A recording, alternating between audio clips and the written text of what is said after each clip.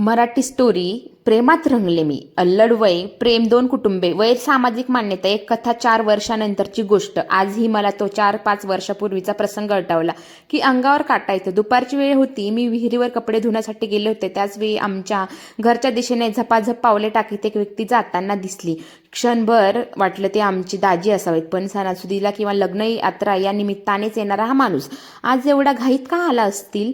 मनात शंकेची पाल चुकचुकली. कारणाशिवाय असे मध्येच न येणारा माणूस आला म्हणजे काहीतरी भानगड किंवा काहीतरी चांगलं काम असणार हे नक्कीच. याची पूर्ण खात्री असल्याने मी भरभर कपडे धुवून घेतले आणि घराच्या अंगणात आले तेव्हा तोच आतून जोरजोरात बोलण्याचा आवाज येत होता आणि मी आवाजाचंच वेध घेतला आणि मनात त्यांच्याबद्दलचे विचार करीत पटपट कपडे वाळत घालत होते. हा माणूस घरात आल्याबरोबर घरच्यांचं वातावरण एकदम ताणतणावपूर्ण झालं होतं. तसेच ते जेवढे प्रेमळ, मनमिळावू, कोणाच्या भानगडीत न पडणारा माणूस. खोटेपणा आणि अन्याय त्यांना दिसलं तर कोणाचीच खैर नाही. मग समोर आई बाबा असो किंवा भाऊ बहीण, नाहीतर बायको, कोणाचाही तो मुलाहिजा ठेवत नसत. लहानपणी अतिशय हलाखीत जीवन जगल्यामुळे त्यांना त्या वेळेच्या परिस्थितीची जाणीव चांगलीच होती आणि दुःख, दारिद्र्य, अन्याय, गरीब, अत्याचार यातून तावून सुलाखून निघाल्याने आज समाजात मित्र, नातेवाईक आणि परिवार त्याचं आदराने नाव घेत जात असे. असा मी आमच्या घरी म्हणजे एकतर काही चांगली घटना तरी दुसरे काही प्रकरण असे असेल असं प्रथमच दर्शनी वाटलं. पण मी जेव्हा धुणं धुवून अंगणात आले तेव्हा माझ्या कानावर एक कर्णकश आवाज आला. बाकी चर्चा नको, पहिलं तिला माझ्यासमोर बोला. कुठं आहेस ती? माझी आई, भाऊ-भाऊजाई आणि लहान पोरं त्यांच्या या वरच्या पट्टीतल्या आवाजाने गप्प झाल्या आणि माझा भाऊ जरा चाचरत उठून अंगणात येत म्हणाला, ही काय आली? आता धुणं धुवून आली आहे. बरं ठीक आहे, ते धुणं दुसरे कोणीतरी वाळत घाला आणि तिला पहिलं माझ्याकडे समोर आणा.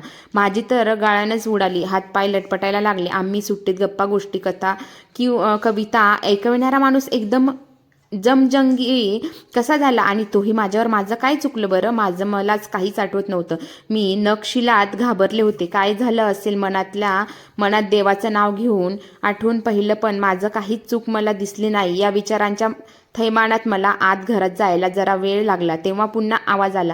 काय झालं? घरात येण्यासाठी काय ढोल ताशे हवेत का? मी येऊ का बाहेर? राणी सरकार.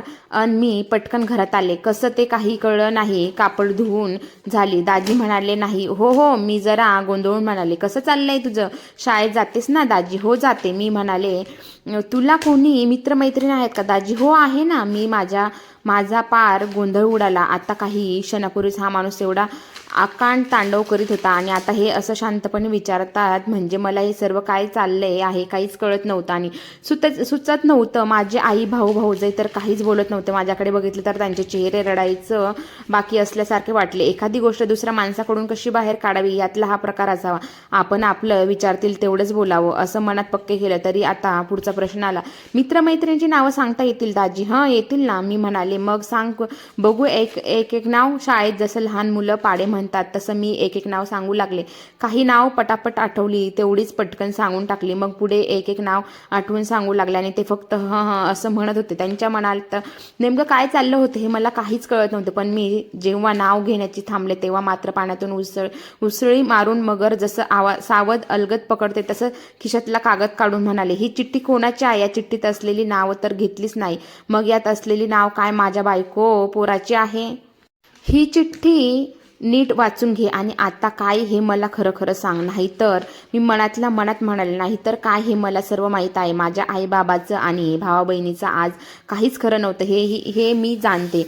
हा आदरयुक्त भीती वाटणारा माणूस आज माझ्या राशीला कसा आला हे काय कळेना झालं. मला तर रडूच कोसळलं आणि मी हुंदके देऊन रडू लागले. पण सात्वन कोणीच केलं नाही. त्यात दाजी म्हणाले, तू माझ्यासमोर रडावं असं मी काही केलं आहे का? तुझे जन्मदाते इथं बसले असताना मी पामराने तुला छेडावं एवढी माझी लायकी नाही. बाय, वाच तो दिलेला कागद. आधी वाचून झाल्यावर काय ते बघू. मग तुला काय रडायचं आहे तेवढं मनसोक्त रडून घे. बाय, वाच आता. मी कागद वाचू लागले आणि हा माणूस एकटक माझ्याकडे माझ्या चेहऱ्यावरील हालचाली निहाळू लागला. म्हणजेच या चिठ्ठीत काहीतरी तरी खास आहे. मन घट्ट करून मी दिलेली चिठ्ठी मनातल्या मनात वाचत होते आणि चिठ्ठी वाचता वाचता माझ्या डोळ्यासमोर माझ्या गतकाळातील आठवणी पुन्हा जाग्या झाल्या. माझ्या हातून जो अक्षम गुन्हा घडला होता त्याचे दर्शन मला झालं होतं. ते सारं पाप माझ्यासमोर चित्ररूपानं उभं राहिलं आणि पडद्यावर एखादा चित्रपट पाहावा अगदी तसं झालं. ती चिठ्ठी माझ्याच प्रियकराची होती आणि या चिठ्ठीनेच आमच्या लग्नाचा विचका केला होता. आम्ही आमची नाव लोकांना कळू नये म्हणून स्वतःचं वेगळी नाव धारण केली होती. पण या चिठ्ठीने आमचं सारं गुपितच उघड केलं होतं. नुसतं गुपित नाही तर आम्ही काय काय प्रेमाचे रंग उधळले तेही यात लिहिलेलं होतं. 2-3 गर्भपात केल्याचा उल्लेख होता. थोडक्यात म्हणजे आमची बेअब्रू ही आमचीच करून आमच्याच प्रेमाची लक्तर अशी 4 चौघात वेशीवर टांगली होती. ही चिठ्ठी वाचताना मलाच एवढ्या यातना होत होत्या की याला प्रेम म्हणावं की हा खरा सवाल होता. किळस येत होती. प्रियकर असून हा इतका गलिच्छ कसं लिहितो. मला मनातून भयंकर चीड आली आणि रागही खूप आला होता. पण समोर दाजी बसले होते. नाहीतर त्याचा जीवच घेतला असता. याला काय प्रेम म्हणतात. पत्रात असं लिहायचं असतं. काहीतरी लाज लज्जा शरम असावी की नसावी. असला प्रेमी काय कामाचा ज्याला आपल्या होणाऱ्या बायकोची इज्जत अशी बाजारात मांडताना काहीच कसं वाटलं नाही. आदर नाही. यालाच काय प्रेम म्हणतात. मी हे काय करून बसले होते. जर मी चिठ्ठी आणखी कोणी वाचली असेल तर देव जाणे. पण दाजी तसं करणार नाही याची खात्री होती. आता मला कळून चुकले होते की आमचे दाजी एवढे का चिडले होते. अहो ते तर नुसते रागावून बोलत होते. माझ्या आईबापाने किंवा भावाने हे वाचले असते तर मला विहिरीत ढकलून दिलं असतं. कोणत्या मुलीचे आईबाप आपल्या मुलीला व्यभिचार असा जाहीर पत्रक काढून 4 चौघात वाचतील. नशीब आहे हे फक्त दाजी आणि माझ्यात होणाऱ्या भावी नवऱ्यालाच माहीत होतं. आणि आता मी हे माझं प्रेमाचं गुपित माझ्याच डोळ्यांनी वाचत होते. माझे वाचून झाले हे आता दाजींना कळलं होतं. कोण आहे हा. तुमचं हे सारं खरं आहे का.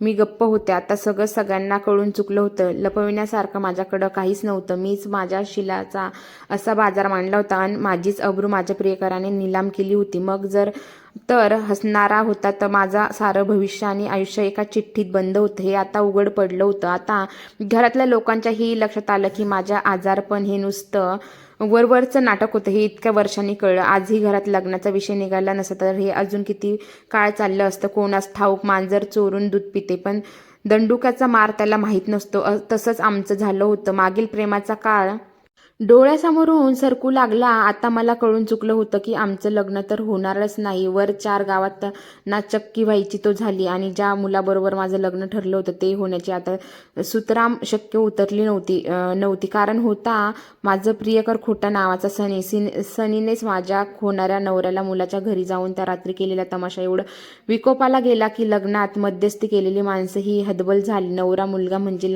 लहान वयात शाळा कॉलेज प्रेम तितकंच महत्त्वाचं नसतं. तुम्ही तुमच्या मुलीला समजून सांगा की लग्न करायला तयार आहे आणि नवरा मुलाचा बाप म्हणतो हा जळता निखरा आपल्या पदरात येऊन आयुष्यभर मुलाच्या बायकोचा म्हणजेच पर्यायाने माझ्या सुनेचा व्यभिचार या उतार वयात घरात बसून नुसता बघत बसू काय. माझ्या पोराचं डोकं ठिकाणावर नाही. त्याचं काही ऐकू नका. झाली तेवढी नाचक्की खूप झाली. आता तुमचा मार्ग वेगवेगळा झाला. अहो आम्ही हेच म्हणत आहोत. आता तुमच्या मुलाने या मुलीचा नाच सोडून द्यावा आणि दुसरं एखादं चांगलं स्थळ शोधून लग्न उरकून द्यावं. हेच तर आम्ही म्हणतो आहे. तुमचा मुलगा म्हणाला म्हणून प्रश्न वाढला. दुसरं काय झालं होतं. लहानपण पासून एकत्र खेळले शिकले वाढलेली आणि आजूबाजूला राहणारी आम्ही 2 मुलं वयात येऊ लागली होतो आणि निसर्गाच्या नियमानुसार आता आम्हाला नर मादीतला फरकही जाणत होता. पण एकमेकांना असं विचारायचं किंवा कोणी अगोदर पुढाकार घेऊन विचारावं हे आम्हालाच अनेक दिवस कळलं नाही. घरात माझा आणि माझ्या बहिणीच्या लग्नाचा विचार सुरू झाला. वधूवर परीक्षेचा घाट घातला गेला. एक दिवस एक मुलगा मला पाहूनही गेला आणि त्या मुलाच्या बापांना मी सून म्हणून त्यांना पसंत आहे असा निरोपही आला. पुढे यथा अवकाश लग्नाची बोलणी सुरू होऊन हळूहळू लग्नाच्या हालचाली वाढल्या. देण्या घेण्याचा व्यवहार ठरले. लग्न कुठं आणि कधी करावे निश्चित झाले. आता फक्त उन्हाळ्याची सुट्टी पकडली की शाळांना सुट्ट्या असते. परगावात किंवा शहरात नोकरीनिमित्ताने गेलेले लोक आपला बिऱ्हाड घेऊन आपल्या गावी येतात आणि मग असं लग्न किंवा इतर सोहळे रंगतदार होतात. घरच्या मंडळींनी तसंच ठरवलं होतं.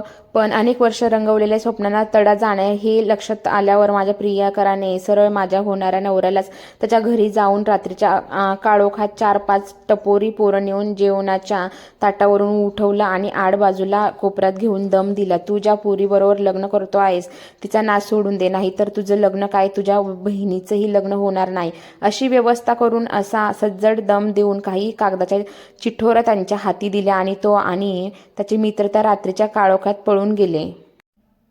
म्हणा नाहीतर निघून गेले म्हणा. नशीब माझं की त्याच्या माणसांनी पोलीस केस केली नाही, नाहीतर आज माझी आणि माझ्या घरच्यांची रवानगी जेलमध्ये झाली असती आणि आमचे दाजी काही अगदी दोष नसताना दोषी ठरले असते. निकाल लागायचा तेव्हा लागला असता, पण जनमानसात बेअब्रू झाली असते. त्याचीच मनात आज खंत आहे. असंच एका उन्हाळी सुट्टीला बाहेरगावी मुंबईत पुण्यात असलेली मंडळी नेहमीप्रमाणे आमच्या घरी आली आणि मी चोरून लपून करीत असलेले प्रेमाचे चाळे म्हणजे एक प्रकारचे पाप लोकांना कळू नये म्हणून पोटात दुखत असल्यासारखे केले. आरडाओरडा करून जमिनीवर गडबड्या लोळू लागले. वरवर इतरांना तर तसं काहीच दिसत नव्हतं, पण मी एवढा जीवाचा आकांत करून ओरडत आहे म्हटल्यावर घरातली सर्वच सैरभैर झाली. कोण म्हणतं ओवा द्या, कोण म्हणतं गरम पाणी द्या, कोणी म्हणते राजबिंदू द्या, कोणी म्हणे पोट गरम पाण्याच्या पिशवीने शिकवा, असे नाना प्रकार चालू होते. पण माझं पोट दुखणं काही थांबलं नाही. कोणी म्हणे डॉक्टर आणा, कोणी म्हणे कशाला आणता डॉक्टर, नुसतं पोट तर दुखतंय, पोरगी वयात आली की दुखतं असं कधी कधी. म्हाताऱ्या बायका माणसांनी विषयाला बगल दिला की आणि तात्पुरता पोटदुखी हा विषय थांबला. माझ्या पोटदुखीमुळे चाललेली धावपळ जरा स्थिर झाली. तेवढ्यात 2-3 घर सोडून असलेला सनी नेहमीप्रमाणे तिथं आला. सनी हे त्याचंच खरं नाव नव्हतं, हा आमच्या प्रेमाचं कोडं होतं. आता समवयाची मुलं मुली एकत्र आली की गप्पा रंगतात, तशा काही आज गप्पा रंगल्या नाहीत. लहान पोरही जरा जेमतेमच वागत होती. तेव्हा सनी म्हणाला, आज नाही खेळायचं का, आज असं गप्प का, चला घरामागं क्रिकेट खेळू. पोरं म्हणाली, नको आज आमची मावशी आजारी आहे, मी येणार नाही. मावशी म्हणजे मी, तिचं पोट लय दुखतंय. शहरातून आलेली मुलगी म्हणाली. हे ऐकून सनी म्हणाला, पोट दुखायला काय झालं, ओवा लसूण चावून खाल्ला की राहून जाईल. नाही थांबत, सगळं करून झालं. आजी म्हणते वयात आल्यावर दुखतं असं मुलीच्या पोटात. शहरातून आलेली मुलगी म्हणाली, असं कसं, आता घरगुती औषध देऊन पोट दुखायचे थांबत नाही तर मग डॉक्टरकडे का नेत नाहीत तिला. सनी म्हणाला, कसं नेणार, न्यायला गाडी घोडं नको कायचा उचलून नेणार का, आणि उचलून न्यायला ती काय लहान पोरं आहे का, मग खांद्यावर उचलून न्यायला त्याला गाडी बैल ग. माझी वहिनी म्हणाली, गाडी बैल कशाला, मग आपली मोटरसायकल काय कामाची. सनी म्हणाला, मग तर बरं झालं, अगदी देवासारखा आलाच बघ. वहिनी म्हणाली, माझ्या आईला वहिनीने सांगून मन कळविण्याचा बराच प्रयत्न केला आणि आई जरा आढेवेढे घेत होती. म्हणाली, साधं पोट तर दुखतंय राहिलं तर वेळानं, पण मधून माझं ओरडणं ऐकून मग आई मला डॉक्टरांकडे घेऊन जाण्यासाठी राजी झाली. थोड्याच वेळात सनी मोटरसायकल घेऊन घरी आला आणि मला डॉक्टरांकडे घेऊन गेला. बाकीचे लोक फक्त तोंड वाचून बघत राहिले. कोण म्हणे किती पोरगा चांगला आहे. शेजारी पाजारी अशी मंडळी असली की चिंता जरा कमी होतात. घरात तोंड भरून सनीचं कौतुक सुरू होतं आणि तिकडं अगदी दोघेच दवाखान्यात गेले होते. आम्ही कोणत्या दवाखान्यात गेलो कोण जाणे, आमच्यासोबत तिसरं कोणीच आलं नाही. खरं म्हणजे घरातल्या मंडळीपैकी कोणीतरी सोबत जायला हवं होतं, पण तसं काही झालं नाही. कधी आणि आत्मविश्वास सुद्धा धोकादायक ठरतो म्हणतात ना, तसंच झालं. त्यामुळे माझं खोटं बोलण्याचं बळ वाढत गेलं आणि मग प्रत्येक मोठ्या सुट्ट्या अगोदरच माझं कधी भोवळ येणं तर कधी डोकं दुखणं हे नित्याचंच झालं. पण सरळ मार्गी घरातल्या माणसांना माझा अजिबात संशय आला नाही. त्या दिवशी मला दवाखान्यात ॲडमिट करून तो म्हणजे माझा प्रियकर सनी 2 तासांनी पुन्हा घरी आला होता. सोबत मी नव्हती. घरी आल्या सनी म्हणाला, तिला दवाखान्यात ॲडमिट केले, तिला म्हणजे मला. अरे बाप, हे वाक्य ऐकल्याबरोबर माझ्या आईचं तर अवसानच गळालं. म्हातारी तर मटकन जागेवरच बसली, पार घामाघूम झाली बिचारी. आता लेकीचं ॲडमिट केल्याचं ऐकलं आणि म्हातारी आडवी झाली. म्हातारीची सून म्हणाली, आता काय, आता पहिलं या म्हातारीला गाडीवर घाला आणि तिच्या लेकीजवळ दवाखान्यात घेऊन जा. बाकी समजा आम्ही पाहुण्या रावळ्या बघू. जावा बरं बिगी पहिलं, म्हातारीची सून म्हणाली आणि दवाखान्यात आली होती. आता जरा कसं शांत झालं होतं, पण आतून धुमसत होतं. हे असं वर्षातून 2 वेळा नक्की होत असे आणि तेही बरोबर शाळेला उन्हाळ्यात किंवा दिवाळीच्या सुट्ट्या लागल्या की हमखास आजारी पडायची आणि माझी आई शहरातली मंडळी घरी आली की माझ्या आजारपणाला कारणच सांगून कधी मुंबईत तर कधी गावाच्या दवाखान्यात माझ्यासोबत असायची आणि आमच्यासोबत सनीही असायचा. तो का असायचा हे आज आजतागायत कोणालाच कळलं नव्हतं. पण या चिठ्ठीनं घात केला होता. घरी लोक आले की मला आणि सनीला एकांत मिळत नसे आणि घरातल्या मंडळींना वाटे शेजारचा मुलगा किती चांगला आहे. वेळी अवेळी काही गरज पडली की लगेच हा मुलगा धावून येतो. स्वतःच्याच खर्चाने सर्व करतो. हे सर्व तो का करतो आहे हे कोणाला आज कळले नाही. माझं ठराविक वेळी आजारी पडणं कित्येक वर्ष घरातील मंडळींना कळलं नाही आणि आता जेव्हा कळलं तेव्हा आई वडील आणि घरातल्या मंडळींची पायाखालची जमीन सरकली. काय करावं आणि काय नाही असं झालं. आपलीच पोटच्या पोरीनं असा विश्वासघात केला म्हटल्यावर त्या परक्या पोराला नाव ठेवून काय उपयोग होता. लग्नाचा सर्व खर्च करून झाला होता. पत्रिकाही पोचल्या होत्या. आता फक्त शुभमंगल सावधान म्हणायचं बाकी होतं. तेही झालं असतं. मग हे महिन्यात उन्हाळी सुट्टीसाठी बरेच लोक गावी येतात. मुलांना सुट्ट्या असतात म्हणून तर खरं लग्न तिथी त्या पद्धतीने सर्वांनुम ते ठरली होती. लग्न ठरून 4 ते 5 महिन्याचा कालावधी होता. पण मी कोणालाही विश्वासात न घेता असा आईवडिलांचा गळा केसांना कापला होता. सर्वच छी-थू झाली. विष खाऊन मरणं की काय अशा यातना या पोटच्या मुलीनं दिल्यावर दुसरं काय होणार होतं. प्रेम होतं तर सगळं कोणाच्या तरी मदतीने घरच्या मंडळींना सांगावं की नाही. पण नाही. शेवटी आम्ही नाचक्की झाली. स्वतःची ही झोप गेली. दिवस रात्र झुरत बसण्याशिवाय पर्याय उरला नाही. इकडे आड आणि तिकडे विहीर अशी माझी अवस्था झाली. उगाच आगीतून उठून फुपाट्यात पडल्यासारखं झालं. 4-5 महिन्यापूर्वी पहिल्यांदा मला बघण्यासाठी मुलगा आला. त्यानंतर लगेच कोणाच्या तरी मदतीने ही गोष्ट घरात न वाद होता कशी कळेल यासाठी मी काहीच व्यवस्था केली नाही. करायला हवी होती आणि प्रेम करणाऱ्या सनीनेही नीट दक्षता घेतली नाही. मग जन्मदात्या पालकांनी काय करावं म्हणजे मुलं मुली आपली गुपित पालकांना सांगितलं की याची व्यवस्था सरकारने करावी. ही काय शेवटी काय झालं. ज्याच्याबरोबर प्रेम केलं त्याच्याच बरोबर लग्न लावून देण्यास माझे आईवडील बापाकडून विरोध काढला आणि ज्याच्या सोबत प्रेम केलं त्याचा बाप मला सून म्हणून घरात घेण्यास नकार देऊन मोकळा झाला. आणि प्रेम करणारे आम्ही दोघे हतबल झालो. प्रेम करावे तर दोघेही आपल्या परीने जगतात. जगायला तरी सक्षम नकोत का. प्रेम करणं सोपं आहे पण नुसतं प्रेम पोटात 2 वेळचीच घास घालणं अन्न देईल का असं व्यासनिक प्रेम काय कामाचं. आम्ही जीवापाड प्रेम केलं. मग आता कुठं गेलं ते. आता काय आई बापाच्या पदराआडी आम्ही लपत होतो. आता काय नाही. आम्ही आई बापाला सांगतो की आम्ही प्रेम केलं. आम्हाला आमच्या मताप्रमाणे जगू द्या. आता कशाला आम्हाला आई बाबा पाहिजे होते. त्यांच्याच अब्रूने लपतर वेशीवर टांगताना लाज वाटली नाही. मग आता घाबरण्याचे कारण काय. आता आम्हाला समाज मान्यता हवी होती. आई बापाचं प्रेम आणि पर्यायाने इस्टेट हवी असते. प्रेम करताना या गोष्टी आठवत नाही. आता हे क्या हुआ ए तेरा वादा किंवा जाने क्या बात हे नींद नाही आती असं म्हणायची वेळ येते. आमचं एकत्र कुटुंब होतं पण घरातली माणसं कामानिमित्त गावाबाहेर म्हणजे कोणी मुंबईला तर कोणी आजूबाजूच्या परिसरात नोकरी निमित्ताने गेले. पण घरापासून दूर होते. आणि इथं गावी मी माझी आई आणि एक भाऊ त्याची बायको आणि त्याची 2-3 मुलं बस एवढाच परिवार सध्या तरी तिथं होता. या गोष्टीला आता 3-4 होऊन गेला होती. त्यापूर्वी ही गोष्ट आहे. आम्ही गावी असल्याने वर्षातल्या दर मोठ्या सुट्टीला म्हणजे उन्हाळ्या आणि दिवाळी शाळेच्या सुट्ट्यांमध्ये बाहेर नोकरीनिमित्ताने गेलेले घरातले लोक आपापल्या मुलाबाळांना घेऊन गावी घरी येत असतात. आणि मग सर्व घरचे आणि पाहुणे मंडळी आणि आम्ही लहान मुलं सुट्टी मस्त मजेत घालवत होतो. पण काही दिवसांनी मी त्यांना टाळू लागले होते. प्रथम मी काय करते ते माझं मलाच कळलं नाही आणि माझ्या मस्तीत होते. आणि मी माणसांना कसं फसवू शकते किंवा माणसांना मी कसं आपल्या तालावर नाचू शकते आणि त्यांना पुढे कसं झुलवत ठेवायचं याचे आराखडे मनातल्या मनात आखत गेले. तरी पण मी माझ्या विणलेल्या जाळ्यात पुरती फस्त गेले. तसंच पाप आज माझ्या समोर दत्त म्हणून समोर उभा राहिला. आणि त्या बापाचे उत्तर म्हणजे पाप आज माझ्या समोर दत्त म्हणून उभा समोर राहिला आणि त्या पापाचे उत्तर म्हणजे दाजीने दिलेली चिठ्ठी मी वाचत होते. मी केल्या चुका आता मी खिळे झाले होते आणि मला एखादा खिळे ठोकून सुळावर देतात तशा यातना होत होत्या. घटना तर घडून गेली पण त्याची सल मनात अजूनही कायम आहे. आता माझं आणि माझ्या मोठ्या बहिणीचं लग्न ठरलं. दोन्ही लग्न एकाच दिवशी एकाच तारखेला एकाच वेळी एकाच ठिकाणी होणार होती. हे सगळं मला माहीत होतं तरी मी माझ्याकडून झालेल्या चुका माझ्या घरी सांगितल्या नव्हत्या. त्या चुका मी लपवायला गेले आणि आज त्याचं फळ मी भोगत आहे.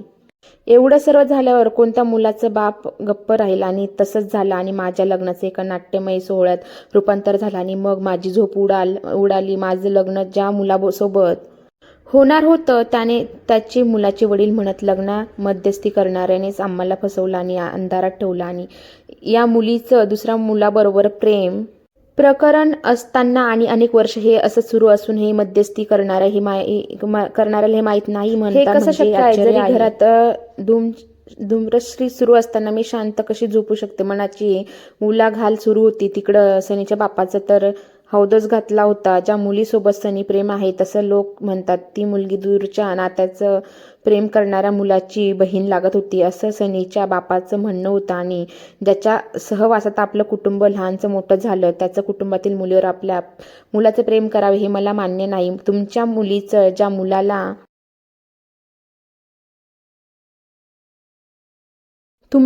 ज्या मुलाबरोबर लग्न ठरलं आहे ती चांगली माणसं आहेत. तुम्ही त्या मुलाबरोबर लग्न करा आणि मोकळे व्हा. उगाच आमच्या पोराच्या नादी लागू नका. 4 दमड्या कमवायची अक्कल नाही आणि म्हण प्रेम करतोस. याच्या बापानं कधी प्रेम केलं हाय का? वर तोंड करून सांगतंय म्हणे प्रेम केलं. येऊ दे तर त्याला घरी. बघतोस कसं प्रेम करतोस ते. मी तुम्हाला पुन्हा सांगत आहे की या पोराचं मी पाहतो. तुमच्या मुलीचं लग्न करून टाका. इकडं माझी आई म्हणते, माझी मुलगी बिना लग्नाच्या आयुष्यभर राहिली आणि तशीच घरात मेली तरी चालेल. या पोराला मी माझी मुलगी देणार नाही. आणि मुलाचा बाप म्हणतो, मला सून म्हणून ही मुलगीच माझ्या घरात नको. आपलं नातंच तसं नाही. मुळात तुमच्या मुलीशी या मुलाचं लग्न होऊ शकत नाही. आपले पूर्वीचे संबंध चांगले आहेत, ते तसेच राहू दे. उगाच या पोराच्या घाणेरड्या वागण्यापायी आपल्याला वितंड वाद नको. आता सर्व बाजूनी माझी आई आणि सनीची कोंडी झाली होती आणि आम्ही दोघेही या सर्व घोळ केला आहे. तो घोळ आम्हीच पुढाकार घेऊन सोडवला पाहिजे. बाकी कोणीही मदतीला येणार नाही हे आम्हाला पटलं होतं. आता आम्ही तर झोपच उडाली होती. एवढे दिवस आई वडील, भाऊ बहीण, मित्रमैत्रीण, नातेवाईक यांच्याकडून सळसूदपणे लपवलेली गोष्ट आता चव्हाट्यावर आली होती. माझ्या लग्नासोबत माझ्या मोठ्या बहिणीचं लग्न होणार होतं. त्यालाही आता गालबोट लागलं होतं. आमची दाजीच मध्यस्थी असल्याने एवढं धुमशान होऊ नये कसं बसं तिचं लग्न झालं. पण म्हणावं तसा आनंद माझ्यामुळे कोणालाच उपभोगता आला नाही, याचं आज जास्त वाईट वाटत आहे. मध्यस्थी माणसं आणि इतर पाहुणे मंडळी विश्वासू आणि सामाजिक बाण ठेवणारी असल्याने अडचणी कमी झाल्या. पण माझ्या आणि सनीच्या लग्नाचा गुंता अधिकच वाढला. आई वडील आणि घरातली मंडळींनी मी घरी अशी मेली तरी तसं सनी सोबत लग्न होऊ देणार नाही. बस माझ्याच आईने सांगितलेलं आणि सनीचा बापही मी त्याच्या घरात सून म्हणून नको असे भांडण हिरेला पेटल्याने आमचा लग्न सोहळा न होताच मोडीत निघाला होता. रोज एकमेकांच्या दारासमोरून जाताना जीवाभावाची माणसं अचानक एकमेकांचे मोठे वैरी झाले. कोणीच कोणाशी बोलेना. नात्यातला पीळ वाढू लागला.